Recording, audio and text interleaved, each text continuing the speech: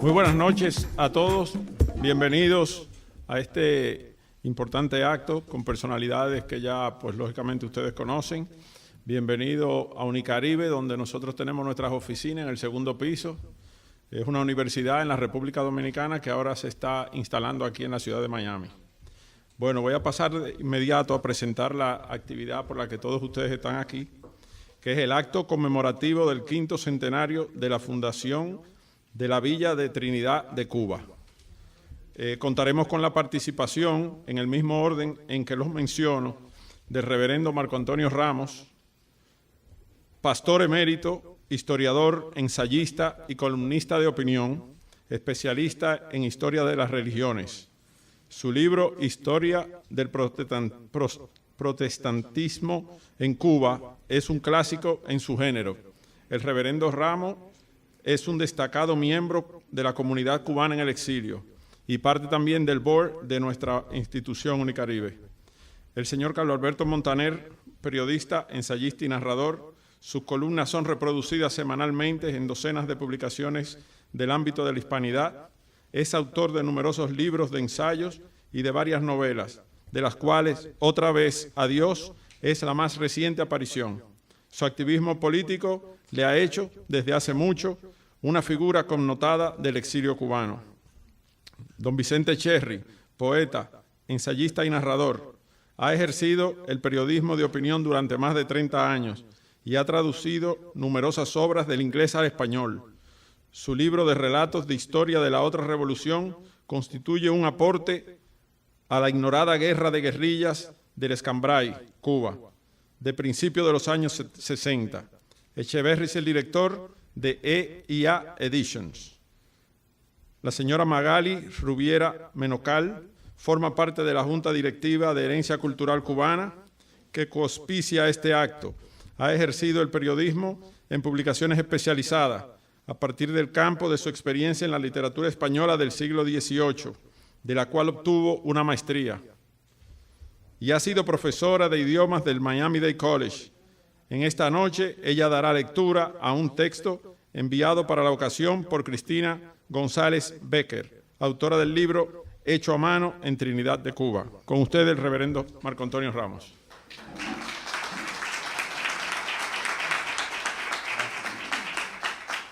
Muy buenas noches, amigas y amigos, trinitarios como mi hermano Enrique Cuervo y otros que representan otras, y valga la redundancia,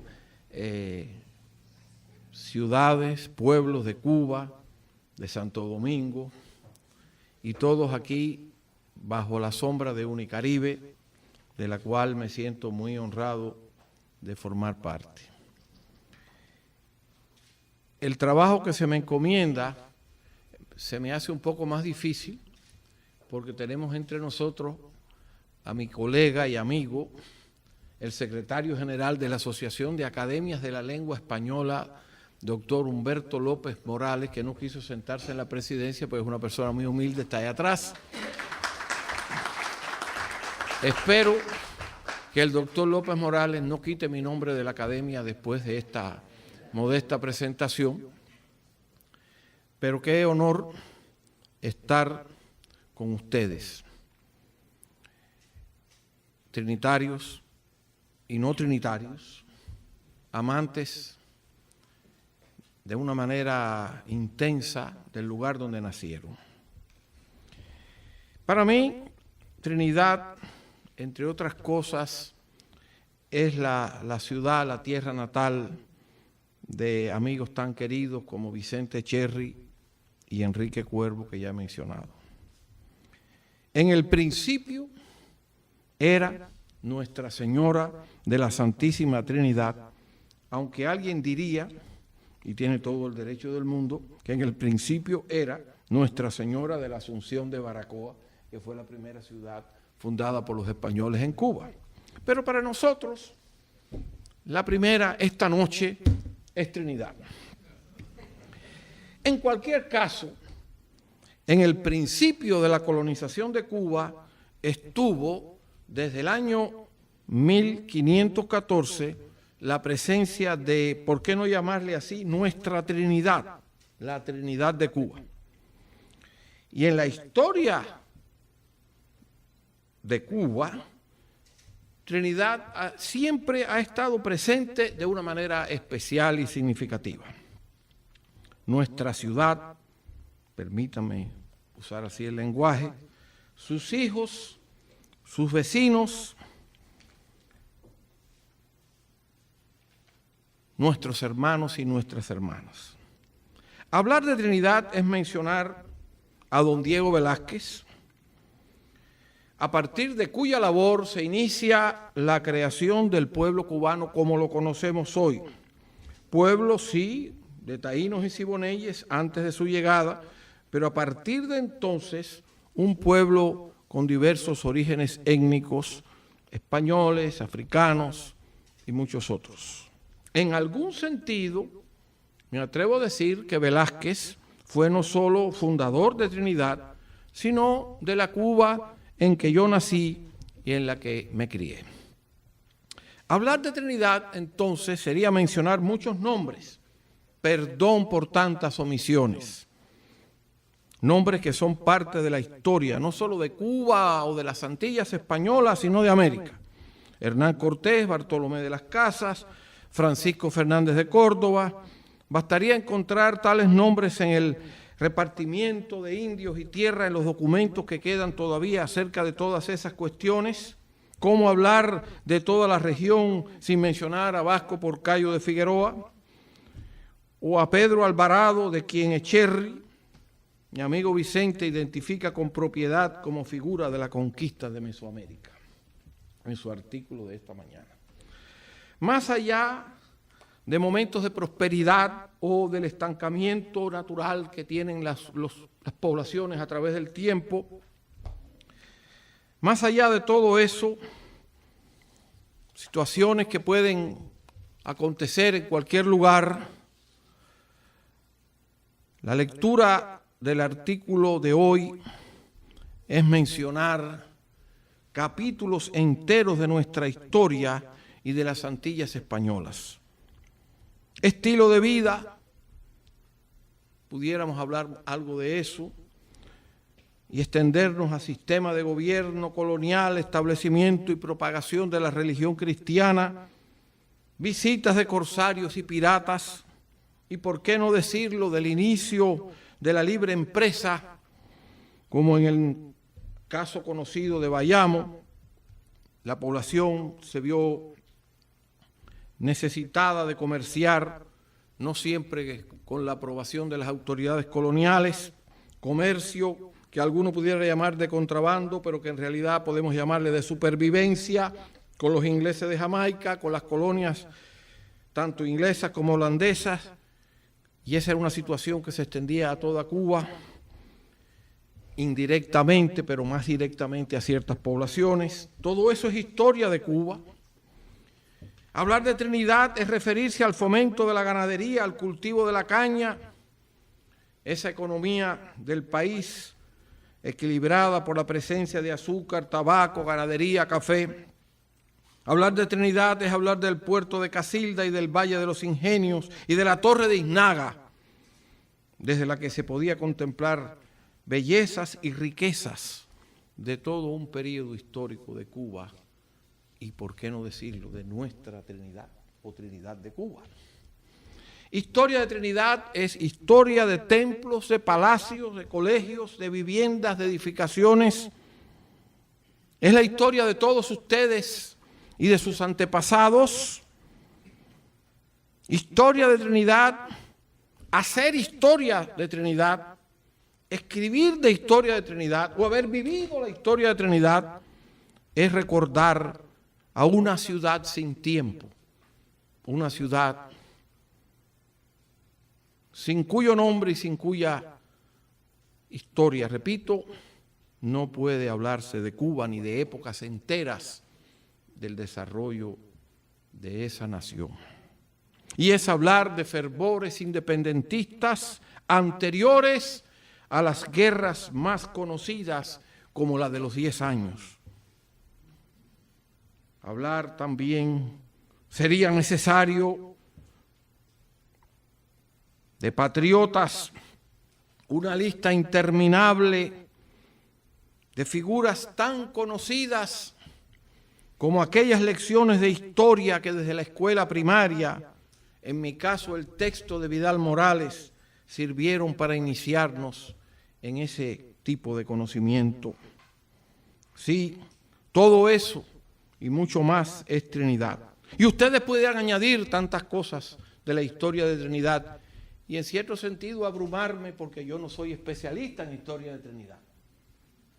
Es más, en algunos aspectos de mi trabajo como historiador soy más especialista en historia dominicana que en historia cubana. Pero sí quiero decirles a ustedes, mis buenas amigas y mis buenos amigos, las damas primero, que todas las artes y todas las ciencias y todas las letras y la poesía y lo bueno y lo noble y lo honesto y lo eterno de Cuba queda resumido en este nombre que celebramos 500 años después, Trinidad de Cuba. Y como aquellos patriotas puestos en prisión en 1869, en un episodio que llevó a la cárcel y al destierro a nuestro José Martí, me atrevo, como aquellos próceres estudiantes habaneros,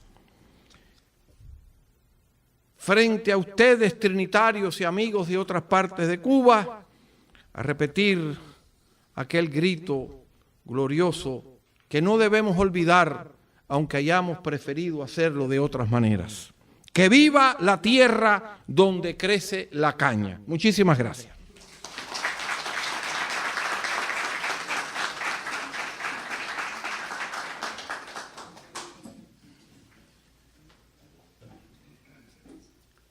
Bueno, en primer lugar, muchas gracias por venir esta noche, que es una noche de cierto chisporroteo y cierta pequeña, un poco de lluvia. Gracias, Vicente, por invitarme y gracias por poder participar.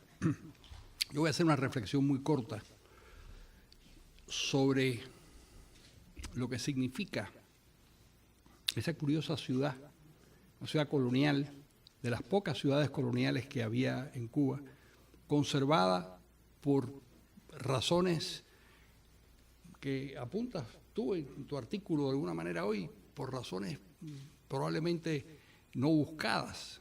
Es decir, el hecho de que perdiera su importancia económica contribuyó a aislarla y contribuyó a preservarla. De alguna forma, algo de eso le ocurre también a La Habana de nuestros días.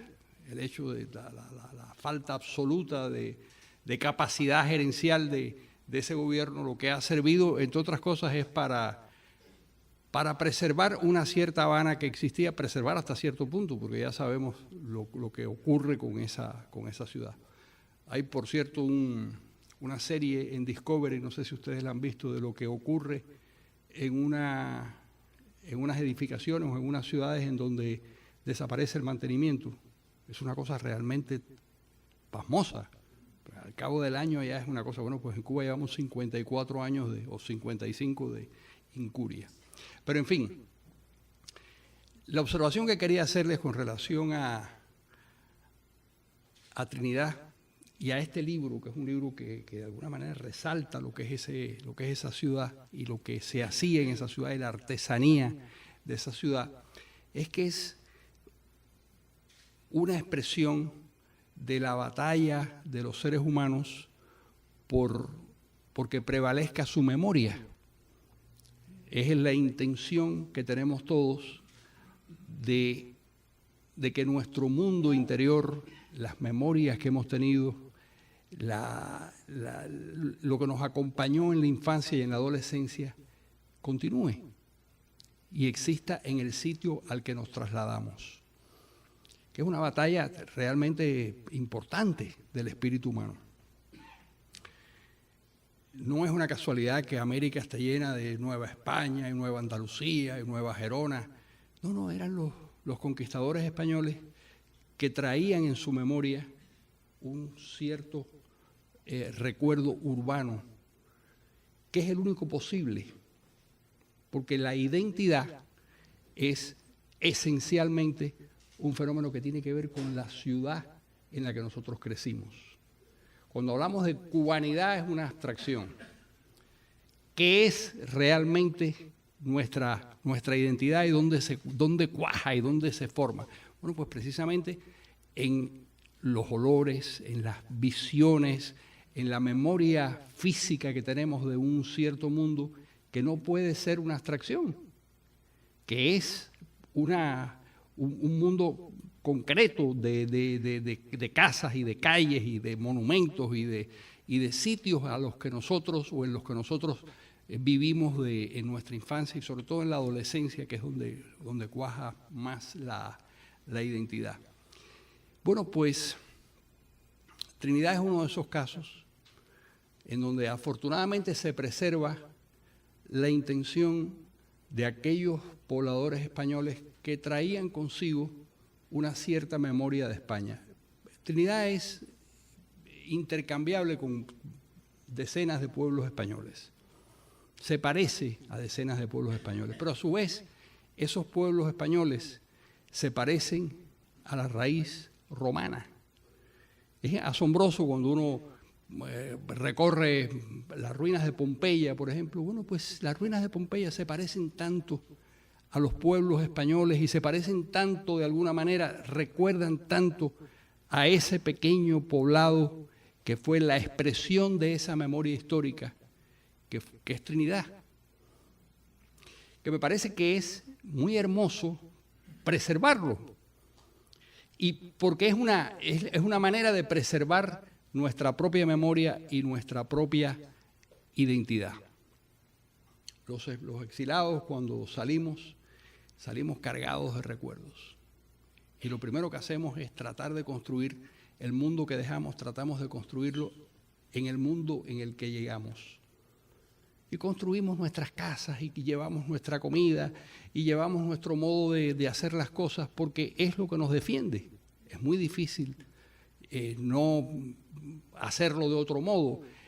Por supuesto que es importante tratar de integrarse al mundo en el que nosotros llegamos, pero en el caso de España era realmente diferente. Llegaban a un mundo, sobre todo en el Caribe, en las Antillas, llegaban a un mundo en el que tenían que construirlo todo porque lo que encontraron en ese mundo era muy frágil desde el punto de vista urbanístico. Existía, por supuesto, unos poblados indígenas, pero eran muy frágiles. Hasta que no llegaron a Mesoamérica, no descubrieron civilizaciones incluso mucho más desarrolladas desde el punto de vista urbanístico que lo que habían dejado en España, pero eso demoraría cierto tiempo. Yo creo que Trinidad y nuestra experiencia como exilados y como personas que hemos vivido una parte sustancial de nuestras vidas fuera de Cuba, es algo que vale la pena tratar de rescatar. Por eso me encantan libros como este. Hay numerosos libros sobre La Habana que me parecen también formidables y sobre Cuba. Me parece formidable que se trate de alguna manera de rescatar esa imagen perdida, a sabiendas de que no hay regreso a ese pasado porque nunca va a ocurrir. Y si alguna vez se produce el regreso a una Cuba absolutamente o muy diferente, pero no importa porque ahí queda el fogonazo ese de lo que fue nuestra vida. Es tan importante la adscripción de las personas a las ciudades que el gran castigo en el mundo antiguo era el destierro de las ciudades, porque era realmente lo que importaba. No se podía expulsar a nadie de Grecia, se expulsaba de Atenas, o se expulsaba de Esparta, o se expulsaba de cualquiera de las ciudades, pero Grecia era una entelequia. Cuba, de alguna manera, es una entelequia. La realidad es La Habana, es Trinidad, es Santiago de Cuba. Eso es lo que a nosotros nos conmueve. Y las personas durante siglos fueron denominadas por el sitio en el que nacieron y en el sitio en el que crecieron. Jesús era Jesús de Nazaret. Zenón era Zenón de Lea. Siempre la vinculación era a esa ciudad a la que se pertenecía. Y lo otro era una construcción, por supuesto. En el caso de las ciudades españolas, de las ciudades que se construyeron en América, que es realmente pasmosa el trabajo de España, lo que logró hacer España. En 40 años estaban fundadas todas las capitales de lo que hoy es América Latina, en solo 40 años. Y hay que recordar que eso lo hicieron 25.000 personas. Es decir, en ese periodo, los que se trasladaron a América fueron 25.000 personas. Y hay un dato que leí en un libro de mi amigo Humberto López Morales que me dejó todavía más perplejo. Cuando se inauguran las repúblicas, en 1820, solamente una de cada 3 personas hablaba español. Eso es realmente asombroso. Es decir, la hispanización es un proceso que ocurre realmente después del establecimiento de las repúblicas. Pero la creación de las ciudades, ese ímpetu urbanizador que tiene España, es realmente prodigioso. ¿Por qué lo tiene? Bueno, porque venía con un impulso de la lucha de la reconquista. Lo primero que hacían los españoles cuando reconquistaban una zona era crear una ciudad y la trazaban de una cierta manera, la trazaban muy a la romana. La ciudad de Santa Fe, por ejemplo, es una ciudad creada para el asalto de Granada.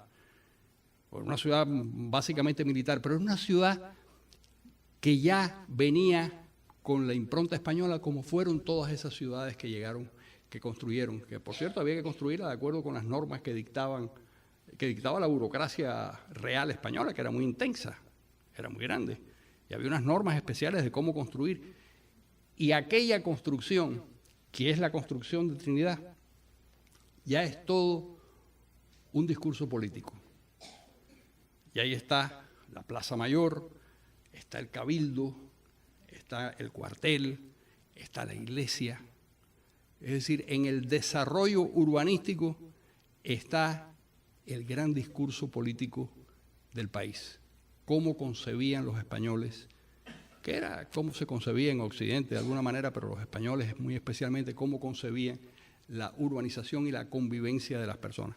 Mira que esto era lo que yo quería compartir con ustedes, una pequeña reflexión sobre lo importante que es la ciudad para nosotros y cómo seguimos siendo, miles de años después, seguimos siendo la expresión de esas ciudades. Hay un teórico de todo esto que yo leí con mucho entusiasmo hace años, que era Louis Montfort.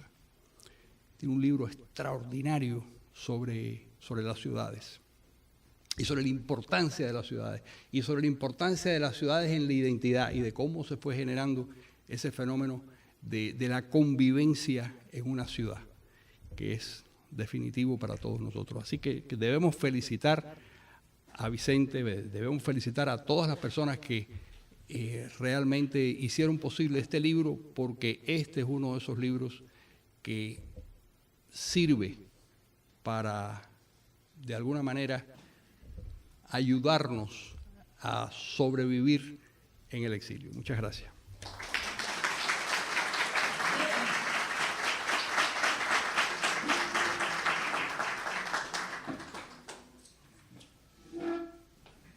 Gracias, Carlos Alberto. No puede ser.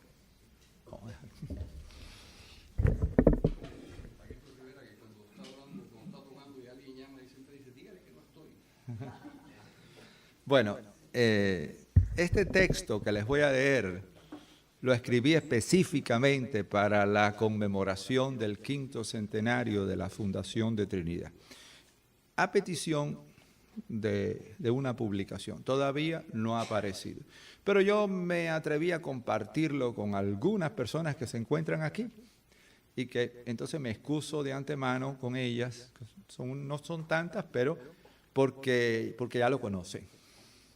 y lo he titulado Trinidad en la memoria y en los sueños. Dijo Borges, enmendándole el dicho a Ortega, que un hombre es, a la larga, sus circunstancias, con lo cual subrayaba el carácter azaroso de todo lo que constituye la humana identidad: raza, fisonomía, patria, idiomas, tradiciones, clase social, tendencias, carácter. Me atrevo a proponer que esas circunstancias, si bien no dejan de agregarse y afectarnos a lo largo de toda nuestra vida, nos definen temprano, nos imprimen su sello en la infancia, que es nuestra edad más dúctil. Todas las experiencias que ocurran después han de ser sucedáneas, sobre todo si esa infancia ha estado marcada por hechos insólitos o por un entorno peculiar. Trinidad de Cuba, donde me toca nacer en 1948, signa y enmarca mi visión del mundo de manera tan determinante que nunca me he sentido lejos de sus calles, ni de sus fachadas, de sus costumbres, ni de su gente, pese a haber dejado de residir allí de manera permanente desde hace más de 40 años. A veces se olvida que Trinidad debe a la pobreza la conservación de ese perfil urbano que tantos admiran, pero no a la pobreza consuetudinaria, sino a la que sucede a un tiempo de esplendor, del que queda constancia en los edificios y en los muebles, en los recuerdos familiares y en los hábitos de la vida, y frente a la cual no puede haber resignación. El súbito infortunio que sobrevino en el curso de 2 o 3 decenios dejó a los trinitarios sumidos en el estupor y aferrados a su pasado, un pasado al que se volvía una y otra vez como si se tratara de un conjuro.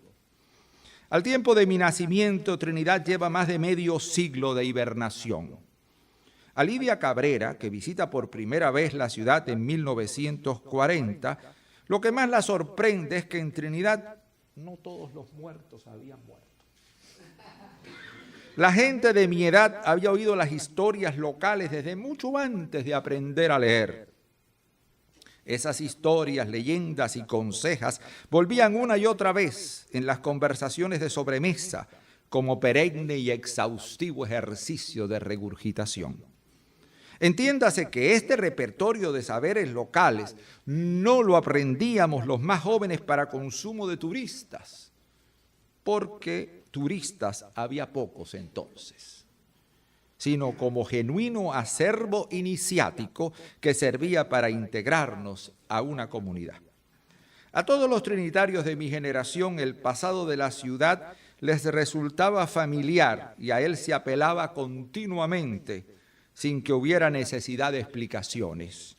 Decir Borrell o don Mariano era referirse al marqués de Guáimaro, muerto hacía mucho, y en cuya casona de Medialuna y Galdós hacía tiempo que residía Isidoro González y su mujer Alejandrina, que deben habérsela comprado algunos de los empobrecidos herederos del marqués. Sin embargo, para todos los efectos prácticos, Borrell seguía siendo el señor de su casa, y estos González, no obstante sus títulos de propiedad, no eran más que unos advenedizos. En el caso de los Iznaga era distinto, porque sus descendientes seguían viviendo en el palacio que levantara don Pedro, el patriarca de la familia, en las primeras décadas del siglo XIX, aunque estuviera muy venido a menos y la madera carcomida de las ventanas ya fuera un anuncio de su posterior ruina. Los chismes que circularon cuando el matrimonio de Montserrat Fernández de Lara con Justo Germán Cantero, en los que se decía que doña Monza había envenenado a don Pedro para heredar su cuantiosa fortuna y dilapidarla luego con el otro, se discutían con pasión cuando los hechos ya tenían más de un siglo.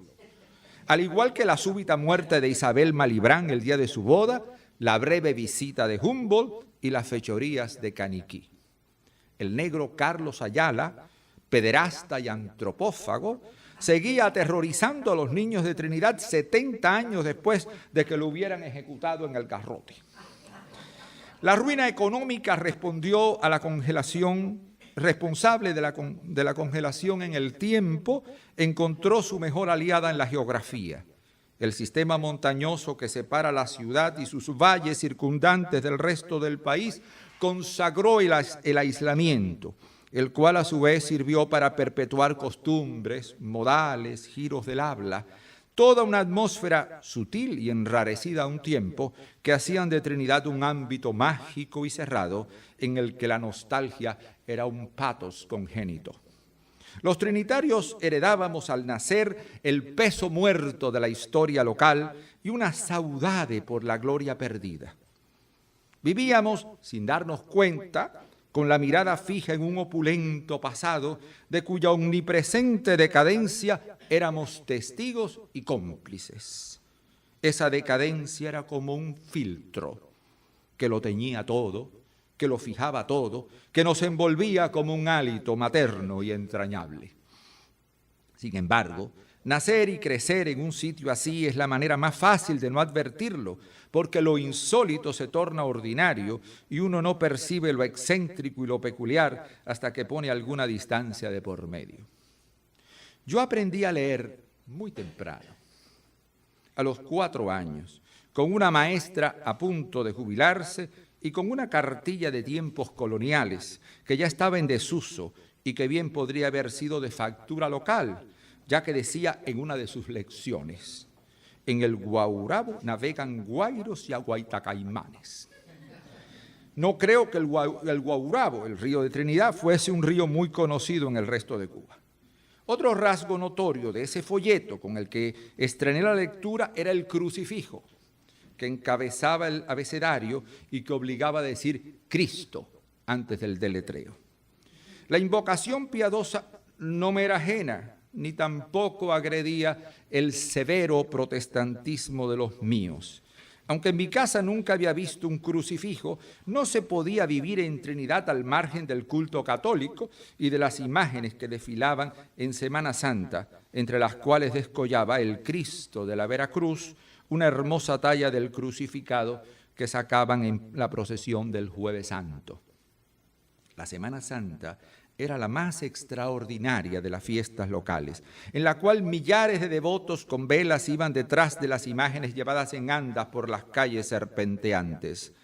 Creo que el no haber sido católico me permitió desde pequeño acercarme a esta manifestación folclórica con una curiosidad no exenta de fascinación que puedo llamar cultural. Y no solo por las procesiones con que culminaban las jornadas más importantes de esa semana, sino por el ambiente austero y sobrecogedor que imperaba durante esos días y las supersticiones que se les asociaban. El miércoles santo era el último día en que había función en los cines. Y para eso se trataba de Vida, Pasión y Muerte de nuestro Señor Jesucristo, una película mexicana de mala calidad que ya era vieja entonces. El jueves se notaba en la ciudad la presencia de peregrinos y penitentes y el creciente pregón de los niños vendedores de velas. El Viernes Santo era ocasión de gran recogimiento. Hasta mis mayores calvinistas repetían que en ese día el piñón que se cortara manaría sangre y los huevos que pusieran las gallinas y se guardaban se convertirían en un ungüento para la cura del reuma y otros males. Las casas, que el resto del año permanecían abiertas en señal de acogida, cerraban puertas y ventanas, y las personas no se bañaban ni barrían sus hogares. Los pocos campesinos que venían ese día a vender sus productos descabalgaban en las afueras y entraban en la ciudad con la cabeza descubierta y llevando al asno o al mulo de las riendas en señal de respeto, porque el Señor estaba muerto y las fuerzas del mal andaban sueltas. Al espíritu luctuoso del Viernes Santo sucedía el jolgorio bastante pagano del Sábado de Gloria, que empezaba por la quema de Judas y concluía con la misa de la tarde, en que se celebraba un poco anticipadamente la resurrección de Jesús. Con la Pascua volvía la ciudad a sus rutinas habituales, aunque por unos días quedaban sobre las piedras de las calles que habían recorrido las procesiones las manchas de esperma ennegrecida que había goteado de las miles de velas. Poco tiempo después, apenas un mes, si la Semana Santa había caído a fines de abril, empezaban los carnavales. A partir del día de San Fernando, 30 de mayo, que se prolongaban hasta el 30 de junio. Los carnavales de Trinidad pueden haber sido una derivación de las máscaras que salían en la fiesta de Corpus durante la colonia y que la autoridad eclesiástica llegó a prohibir por encontrar sacrílegas. En ese tiempo se alternaban las comparsas de salón en las sociedades de recreo con los disfraces callejeros, los modestos desfiles de carrozas con las desaforadas carreras de caballos que tenían lugar en las fiestas de San Juan y San Pedro. A mí nunca me gustaron los carnavales. Más allá de estas celebraciones anuales, otros ritos menores caracterizaban la vida diaria, algunos de los cuales por constantes podían pasar inadvertidos. Entre estos se encontraban las lecciones de música provenientes de los muchos pianos y los pregones de los vendedores. Así como en ciertas zonas comerciales de La Habana, uno iba oyendo las canciones de moda que salían de las victrolas de bares y bodegas, en Trinidad prevalecía un trasfondo musical de estudios de Chopin, fugas de Bach, sonatas de Beethoven, mejor o peor tocados, que lo acompañaban a uno de la mañana a la noche. Existía un sinfín de academias de música, amén de las muchas familias que tenían pianos, algunos de los cuales eran muy viejos. Los vendedores ambulantes de pescado, de frutas, de confituras, establecían desde temprano con el canto de sus pregones una suerte de contrapunto con los pianos. Era el mercado que en gran medida acudía a las puertas de las casas con una oferta de calidad y mejor precio que las tiendas. Pianos y pregones perviven en mi memoria inseparablemente asociados de la voz colectiva de la ciudad, al lenguaje con que ella nos hablaba. A veces la música era más formal, como las dianas que tocaba la banda municipal al amanecer de ciertas fiestas patrias, y particularmente el 22 de noviembre, día de Santa Cecilia, patrona de los músicos. Aún soy capaz de tararear esa tonada marcial que con trompetas, trombones y redoblantes oigo cerca de casa y que me mantiene arropado y alerta en tanto se repite cada vez más distante. Los rudimentos de historia local y del país que nos brinda el hogar se afianzarán luego en el colegio. Los primeros 4 años de la primaria los curso en una escuela pública que me queda muy cerca. Es una de las casonas coloniales que se convirtieron en centros docentes durante el gobierno interventor, medio siglo antes, y hasta donde sé, aún sigue prestando ese servicio. Mi primer día de clases en el 2º grado, en el aula que queda al fondo, junto a un patiecito al que se llega descendiendo unas gradas, va a dejarme una lección esencial. La maestra, que nacida en 1894, tiene en ese momento 60 años, se dispone a impartirnos la primera clase del curso. La mujer, distinguida y elegante, escribe la fecha en el pizarrón con una exquisita letra decimonónica.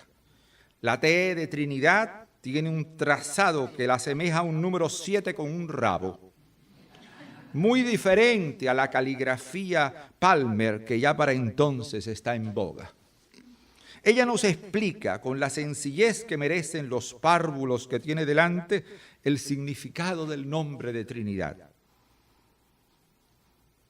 y su origen cuando fue fundada por los conquistadores españoles en el lejano 1514. En ese momento reconozco que acabo de aprender algo importante. En lo adelante, Trinidad se me presentará siempre con esa T, antigua y grácil, que mi maestra ha escrito en el pizarrón. Ese día aprendo también que contamos los años a partir del nacimiento de Cristo. La ciudad donde transcurre mi infancia es relativamente pequeña. Cumple la condición que proponía Unamuno para que fuera bueno vivir en ella. Partiendo del centro, podía llegarse al campo en 15 minutos de marcha, tomando cualquier rumbo. Desde muy pequeño, en excursiones del colegio o en paseos con algunos de mis mayores, me familiaricé con ese campo de los alrededores de Trinidad. Desde la Loma de la Vigía hasta la llanura que se tiende hacia el mar por el sur, desde el Valle de Santa Rosa hasta el antiguo camino de Santi Spíritus.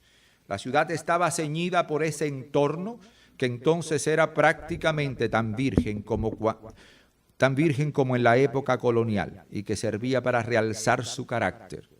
Recuerdo las cercas de floridas enredaderas donde libaban abejas y zunzunes, así como los árboles llenos de pájaros, azulejos, negritos, insontes, que alguna vez me dio por atrapar en jaulas.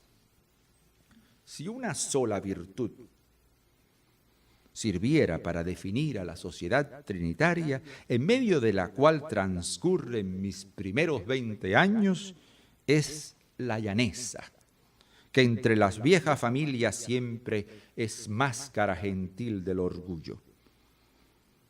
Una muestra de menosprecio hacia el novorriquismo y las afectaciones que éste conlleva. La aristocracia verdadera, que en algunos linajes locales se remonta hasta la conquista e incluso más atrás, es modesta, y no solo cuando coexiste con la pobreza. La pomposa vanidad es una credencial del insolente arribismo burgués. Trinidad es una decadente población señorial que sin embargo estaba segura de su sitio y de que ningún azar económico podía disminuirla. Esta es una enseñanza que aprendo muy temprano. Hasta la infancia de mi madre, la única vía de comunicaciones de Trinidad con el resto del país era el mar. Los barcos que llegaban por el puerto de Casilda con pasajeros y mercancías. Existían caminos, pero solían estar en muy mal estado y en algunas épocas del año eran intransitables. El ferrocarril vino a unirnos con el mundo, atravesando uno de los paisajes más bellos de Cuba en 1919. Cuando vengo a nacer, casi 30 años después, el tren ya tiene una jerarquía establecida y sus llegadas y salidas se suman a los ritos urbanos heredados. No he cumplido los 4 años cuando hago mi primer viaje en tren. No sé aún por qué me llevan a La Habana esa noche fría de febrero de 1952, pero no puedo olvidar, aunque borrosamente, algunos momentos de ese viaje. La lenta salida al son de una campana y de un largo y penetrante pitazo con que el maquinista responde desde la locomotora al silbido del jefe de estación. La impenetrable oscuridad que intento desentrañar con la cara pegada a la ventanilla y que solo quiebran la luz de alguna casa solitaria o de un pueblo pequeño. El cambio de trenes en la helada estación de Cumbre. Esa experiencia determinaría una doble y perdurable fascinación con los trenes y con la noche. Muchas veces después, de adolescente, ese mismo tren que partía varias veces al día del patio del antiguo cuartel de dragones, me servirá para viajar y para evadirme, para imaginar mientras se va internando en la sierra o salvando por atrevidos puentes las sinuosidades del río Agabama, que transito por otra geografía, que es la de mis lecturas de entonces, la campiña inglesa o francesa que parece inseparable del ferrocarril desde hace mucho. Ese tren es como una cápsula de espacio y tiempo que me convierte en personaje de mis novelas favoritas y donde ningún incidente contemporáneo viene a interrumpir la ensoñación. Años más tarde habrá de sucederme lo contrario. El paisaje europeo que veo pasar a través de la ventanilla del tren tiende a esfumarse por momentos, para imponerme por vía de la memoria un panorama más tropical y agreste, al que me asomo desde uno de aquellos viejos vagones donde ha seguido viajando mi adolescencia. El débil alumbrado público de Trinidad en los años en que transcurre mi niñez y mi primera juventud me permitieron desde muy chico la contemplación del cielo estrellado, lo cual me llevó a una incipiente y malograda vocación por la astronomía y a un apego por la noche que aún perdura. Uno intima más con el mundo y las cosas en el silencio de la oscuridad, como dice un conocido villancico. Cuando casi todos los seres duermen, es un privilegio estar despierto y a veces andar por las calles desiertas, sobre todo de las ciudades viejas, donde suele entablarse un diálogo con las fachadas de los edificios que aprovechan la hora para revelarnos su más genuina identidad o simplemente contarnos una historia que nos niegan a la luz del día. De ahí que en mis recuerdos de Trinidad no esté ausente la noche. Relatos, diálogos, lecturas, visiones, rumores que tienen lugar cuando ya falta el sol. Tal vez por eso, en mis sueños, donde siempre regreso a Trinidad, no importa dónde me encuentre en la vigilia, casi siempre es de noche. Con la acostumbrada levedad de los sueños, transito de nuevo las calles de la infancia y vuelvo a encontrarme con familiares y amigos que hace mucho no están. Las conversaciones que se entablan, sin embargo, no son reiteraciones de algunas que realmente ocurrieron, sino más bien intercambios improvisados sobre cosas inéditas, muchas veces absurdos. Del mismo modo, el ambiente urbano de Trinidad con frecuencia se contamina o se ennoblece con rincones o monumentos de otros sitios que alguna vez fueron los de mi fantasía. Es así que la austera fachada de la Scala puede sustituir a la del teatro principal, o la Tour Eiffel levantarse sobre la pérgola del Parque de Céspedes, o Victoria Station suplantar al antiguo cuartel del que parten los trenes. El escenario básico de mi mundo onírico nunca se altera, pero sí está dotado de una extraordinaria fluidez en el que coinciden diferentes espacios. Por ejemplo, un gigantesco tigre de Bengala que ha empezado a seguirme como un enorme gato por prados y ciudades de Norteamérica, termina derribando las puertas de mi casa natal. En un reluciente autobús climatizado en el que también viajan las desaparecidas Gloria y Mercedita Sánchez Iznaga, salgo de Trinidad para ir a abordar el expreso transiberiano. Curioso de ver cómo se conserva una modesta casa de la calle Carret, me interno con creciente sorpresa en unos renacentistas soportales de Siena. De todos estos sueños en que Trinidad me sale al encuentro una y otra vez, ninguno me ha parecido más simbólico ni más ilustrativo que aquel en que me veo volviendo de la vieja escuela primaria superior, con mis 12 años de entonces, a través de los túneles del metro neoyorquino. Casi a la salida, un compañero de clase pasa corriendo y de juego me da un golpe con su maleta para provocar que lo persiga. Corro tras él y desemboco en la esquina de la Quinta Avenida y la calle 42, justo donde se encuentra el soberbio edificio de la Biblioteca Pública de Nueva York. Puedo ver incluso el copioso tránsito que corre con rumbo sur y que momentáneamente frena la carrera de ambos. Pero la acera opuesta es la calle de Desengaño, a la altura del callejón del teatro, donde está la antigua casa de 2 plantas de los Sáenz de Buruaga, así como el resto de la cuadra que se extiende hasta la Casa Mimbre. En un momento en que el tránsito lo permite, cruzamos corriendo la avenida para poner los pies en la acera de Trinidad, que está rota y cubierta de tablones por las obras del alcantarillado que están haciendo en 1960. Entre tanto, el tránsito de la Quinta Avenida, que ahora tengo a mi izquierda, sigue fluyendo imperturbablemente. Es difícil correr por esa acera y mi amigo me empieza a sacar una ventaja que nunca podré superar. Él es inalcanzable como el tiempo pasado y esa conciencia hace que me despierte con una poderosa sensación de nostalgia. Así desaparece una vez más el sitio al que no he vuelto en 35 años y al que tal vez no vuelva, pero del que mi alma se ha negado a partir. Gracias.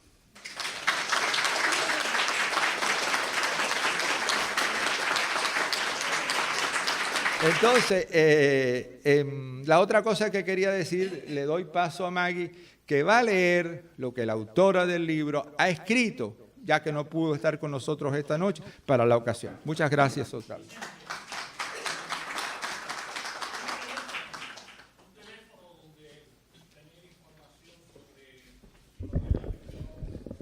Ah, bueno, está muy bien. Eso se lo puedo dar.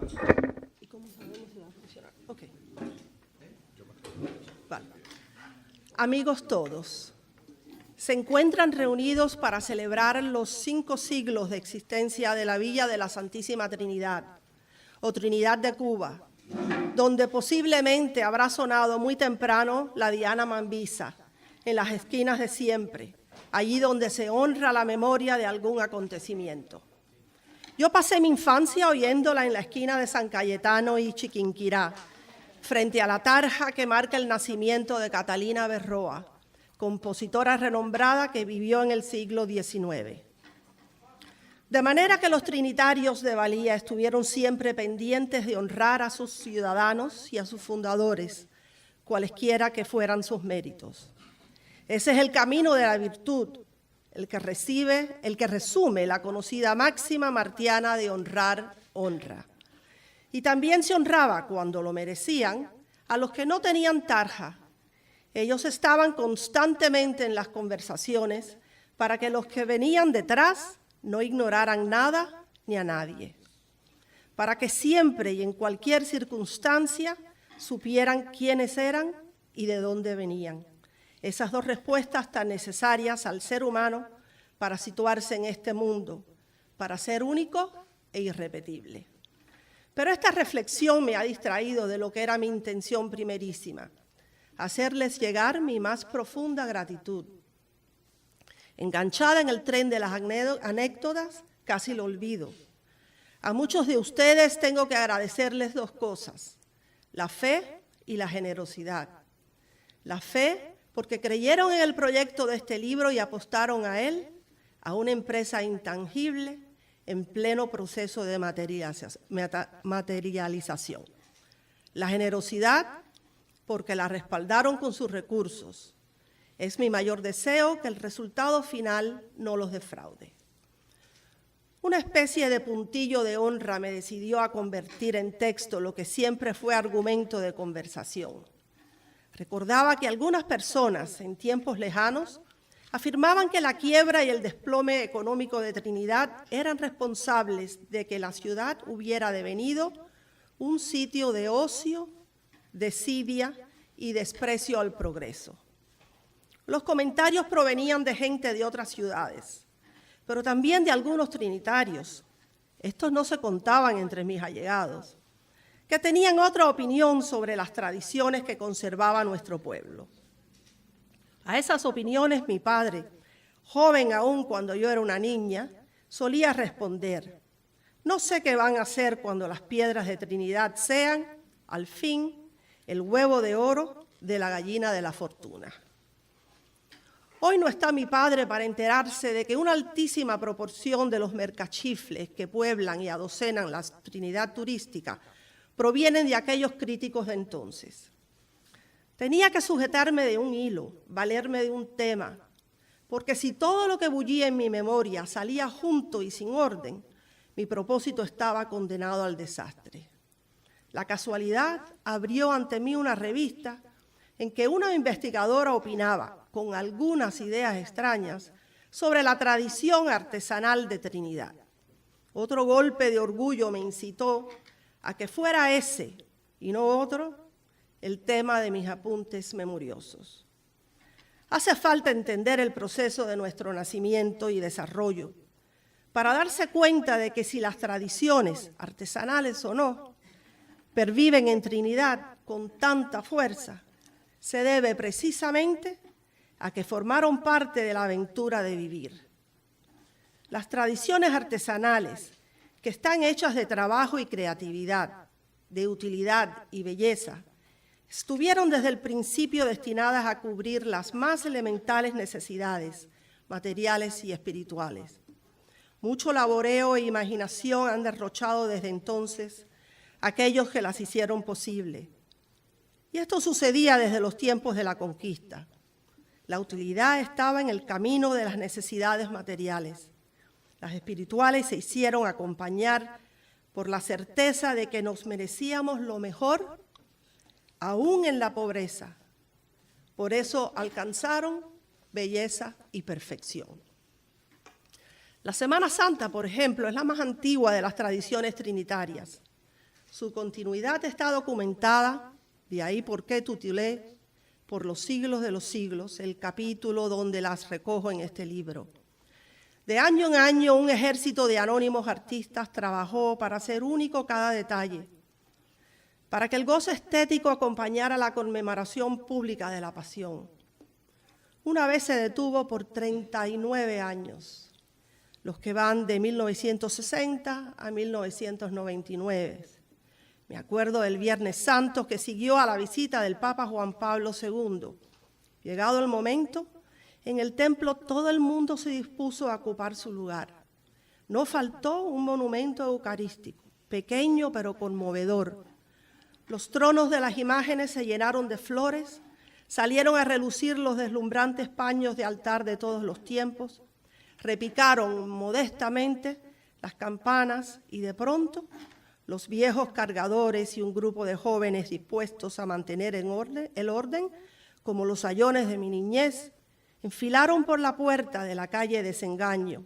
Salió la procesión y se encaminó a la plazuela del Calvario exactamente como ayer. Si los más jóvenes no habían visto ninguna Semana Santa, es evidente que no dejaron de oír cada detalle en las voces de sus mayores. Así se comportan las verdaderas tradiciones. Hoy en día es más sencillo, solo sale la procesión del Viernes Santo, porque la imagen del Cristo de la Veracruz, que desfilaba el jueves, está dañada. Pero también celebran otros ritos tradicionales en el transcurso de la semana. Por ejemplo, se canta un miserere seguido del himno al Cristo el Jueves Santo en la mañana, y al terminar el miserere y sonar el redoblante que acompaña habitualmente al himno, un mar de lágrimas inunda todos los rostros. Las voces se quiebran, algunos no pueden terminarlo. Mis contemporáneos saben por qué eso no sucede. Ellos recuerdan conmigo la primera vez que vivimos esta emoción, esta reacción. Fue en 1961 y se estaba celebrando una misa para despedir a los sacerdotes que debían irse en un barco. Al final de la misa cantamos el himno y la triste circunstancia que nos congregaba provocó entre los presentes un llanto desconsolado. Parecería que el mismo Cristo de la Veracruz, que no quiso separarse nunca de Trinidad, les concedió una fuerza inconcebible a los 3 ancianos dominicos que, venidos de España, se habían habituado a vivir allí. Los padres Pedro Delgado, Eduardo Escudero y Tomás de Lucía, quienes finalmente rehusaron abandonar su parroquia. Al menos dentro de la iglesia durante tantos años, a veces abiertamente y otras con disimulo, el pueblo se asomó siempre al altar del Cristo para pedirle la asistencia necesaria para vivir.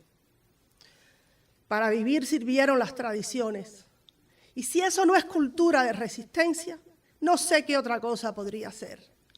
Como el Cristo, como nuestros ancianos dominicos, muchos trinitarios siguen encarando la bancarrota, los tiempos difíciles, las circunstancias adversas y todas las pruebas que la vida les ha deparado, porque tienen sus viejas tradiciones para llenar el vacío de la esterilidad. La experiencia vivida nos hizo diferentes y nos hemos refugiado en la diferencia para huir de la homogeneidad impuesta. Hemos sobrevivido. Eso he querido reflejar en las páginas de este libro. Ustedes dirán si lo he logrado.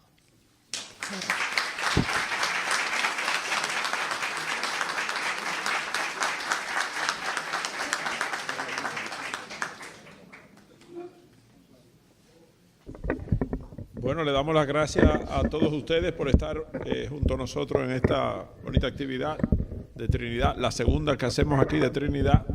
la otra fue con el señor Cuervo. Y ahora queremos pasar a ofrecerle un brindis para todos ustedes y que compartan aquí con nosotros un ratito más. Muchas gracias.